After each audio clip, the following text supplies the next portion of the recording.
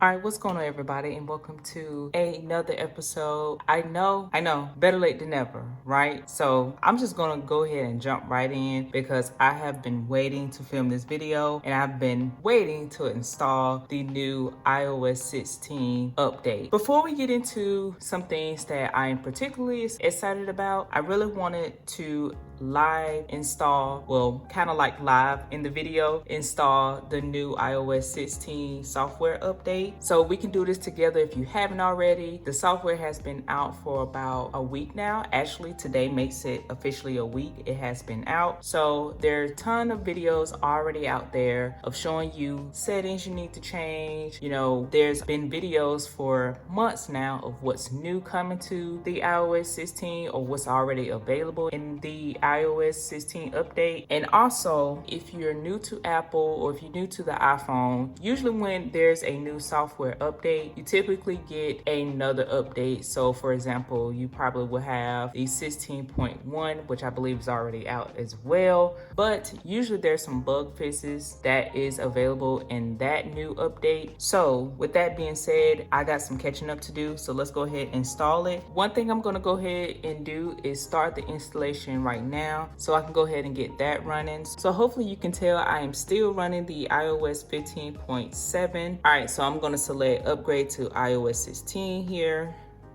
As you can see, this has 3.11 gigabytes of storage that is required. So definitely gonna have to have some storage available if you haven't already gone through and updated your iPhone. I have the available storage and we're just gonna click download. So I'm gonna go ahead and enter my password and everything, and we're gonna let the update run off to the side. So going through the motions here, reading the terms and conditions. I mean, we read about as much as we can with these, right? I'm gonna agree again, and so we are now updating again. Like I said, I'm going to set this off to the side and we're going to talk about some of the new updates that I'm personally looking forward to. So while my iPhone is updating, I do want to mention that I apologize if the iPhone screen looks like it's just flickering, you know, back and forth if you're filming on camera. But to continue the video though, I'm just going to have the iPhone flipped over so it's not distracting. So let's go ahead and talk about the updates that I'm looking forward to. So a couple of things in this list is probably going to be a little controversial. So these selected features are going to be the ones that I have as my top features that I have been waiting for, and just some updates that I find to be really intriguing. So the first thing is going to be privacy. Now, if you're new to iPhone, you're going to see a difference as far as UI, user interface, compared to like Android if you're coming from Android. And that is something I've noticed that has been a big difference since I switched back to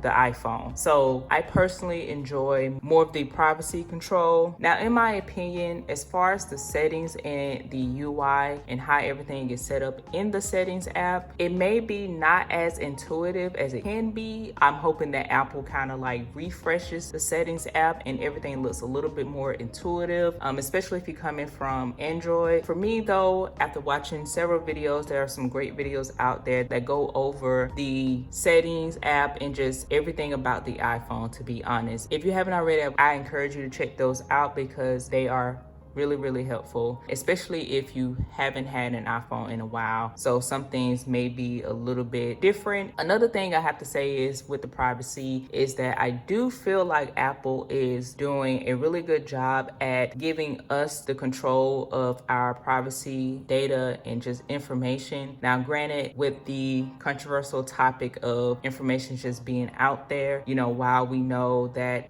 unfortunately it is true, but if I can limit how much of my information is out there, I definitely will. So I personally find that to be very important to me. And I know sometimes it is inevitable with everything going on nowadays, but for the most part, the more I feel like I can control my information that's out there and what third-party companies just don't have access to, I would definitely like to authorize and, you know, make sure I'm in control of my information being readily available. And also with that, I think I'm gonna do a video of my switch from Android back to Apple or the iOS system. So, you know, may want to stick around to see if that video comes out. But getting back to the list, so the next thing I want to talk about is the pay later option. Like, I personally think that is a huge game changer, and for me, I really feel like I'm gonna use it all the time. I'm just gonna be honest with you guys. It's tough out here, especially if you have a full-time job and you know you're on a typical pay frequency where you wait 2 weeks to be paid. But for me, that is important because one, you know, I have my money that I am budgeting, and I want to do my best to make sure I have the funds available for what I'm currently interested in, along with making sure I pay my bills. So that is a big deal for me, and I personally think that is great that Apple has implemented that in the new iOS 16 software. By the way, we're still updating. So, okay. Personally, I feel like, you know, it would definitely give a lot of people, including myself, the option to be able to not pay so much money at once. I'm just gonna be honest with you guys. It's very hard when you have something on your list that you want to purchase, but it is definitely a big purchase and you don't want to see your account drained or you're just not able to get it. So if you're responsible, disciplined like myself, then that is an option that I feel like that is really good. So happy to see Apple implement that, and I can't wait to see how well it works, because I have been looking for a safe, secure way of doing that, having that being readily available on my phone. Again, I feel like another game-changing feature, but we definitely shall see. So the next thing I'm going to talk about is the customization for your lock screen and home screen. This has been one of the most talked about features, and I feel like it is way long overdue, like a couple of the features that I will talk about in a little bit, but this is definitely one of them, and I know a lot of people who utilizes both systems definitely will say they enjoy the customization on an Android phone. Some customization to make the phone feel like it was mine was really, really nice. So finally, glad to see Apple has implemented that. Again, it's just long overdue. So I'm looking forward to see all the different customization features that's available, and I'm definitely going to check that thing out and try to customize it as much as possible, because if you have an iPhone, you know sometimes iPhones can be a little bit boring and can look a little bit dull, if you will. Not necessarily the screen, of course, but just the customization capability of the iPhone is quite limited. So hopefully that makes sense, and definitely excited to make those changes. All right, so the next thing I'm going to talk about is the iMessages app getting an update. Now, another controversial topic here. Some people like it, some people don't, and that is that you can unsend iMessages as well as edit them. So if you don't have the new iOS 16 update, if you're iMessaging someone that is still using the iOS 15 or earlier, then yeah, it's really not going to make a difference on the fact that you can edit the message or unsend it, if I'm correct. So I appreciate the other videos that have definitely notified us iPhone users about that. But getting back to why it's controversial, some people just don't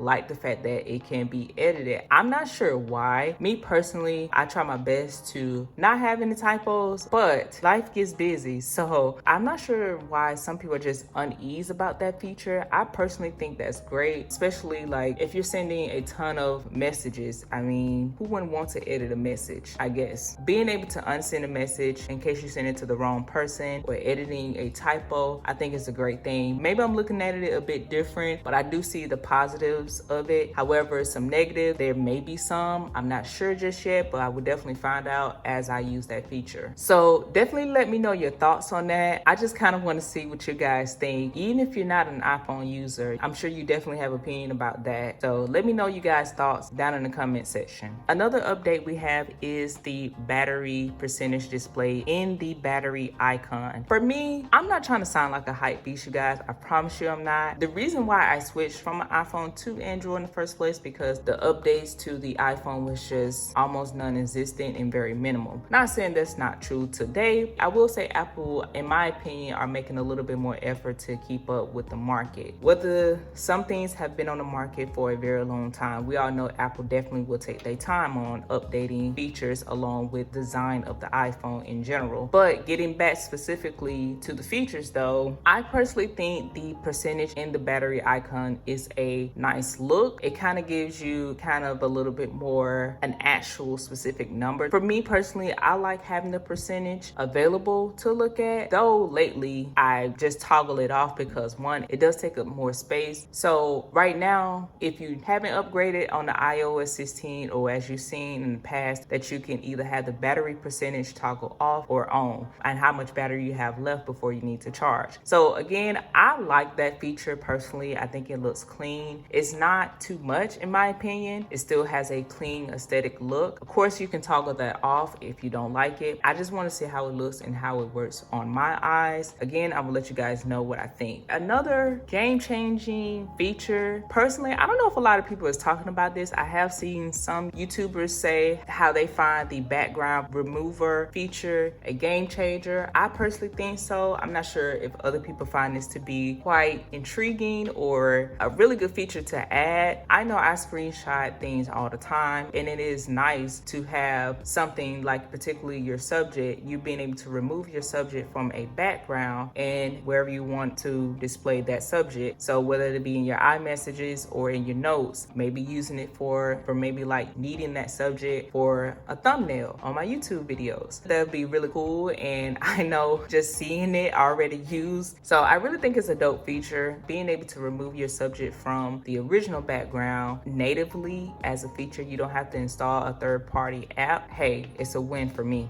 So the final feature I'm going to discuss is the notifications and how they come in the lock screen. For me, the lock screen is really important for me because, for one, just like everybody else, we all look at our lock screen, right, for notifications that comes in. I started to not care for how the notifications came in on the current iOS 15 and previously. I will say over time it started to get a little bit annoying because I get that you can stack certain notification of that same app, but for some reason it just gets to be too much if your notifications fill up your lock screen. So personally, I like the fact that they will come in from the bottom. That way you can still see your screen real estate and you can still be able to appreciate your lock screen and your home screen. Hoping that this implementation will be a better user experience. So to me, that kind of adds in a little bit more into that customization and the beautiful display that the iPhone has. In my mind, I think it will work better. One, because your thumb is already at the bottom. So in my mind, the way I'm picturing it, it just would be functional. So it'll have better reachability and you don't have to worry about repositioning your hand. You can have some work around some things, but for me, some things just can become a bit of a hassle to do. You know, as things change, as life change, all the tech that we have, I would like to see advancement in making sure things are more functional as life changes. So my iPhone still has a way to go. So I'm gonna go ahead and close out the video here while my phone finish updating. Yeah, that's pretty much it, you guys. I just wanted to share with you kind of my thoughts and what I'm looking forward to when I am using the new iOS 16. I know there's so much more to unpack, and I definitely want to share my experience with you guys. Like I said earlier in the video, you know, I am thinking about go ahead and sharing my user experience, switching back from an Android. You know, I'm just excited about the things that Apple do have in store. I do have some things in mind that I feel like is still a delay, and I don't understand why we haven't gotten certain features yet. Of course, like, I feel like that will always be a thing when it comes to Apple. You will always wonder, why don't we have this yet? I'm just saying. But that's gonna wrap it up for this video. You guys already know the drill. Hopefully you consider subscribing and giving this video a thumbs up. You guys know it helps the video goes a long ways, and you know, push the video out to more people. And as I mentioned before, let me know what your thoughts are for the new iOS 16. You know, if you have been using it for some time now, you know, let me know what you have appreciated and not have appreciated so far. You guys know I'm always curious to see what you guys say, and we can get the dialogue popping in the comment section. But until next time, I will see you guys in my next video.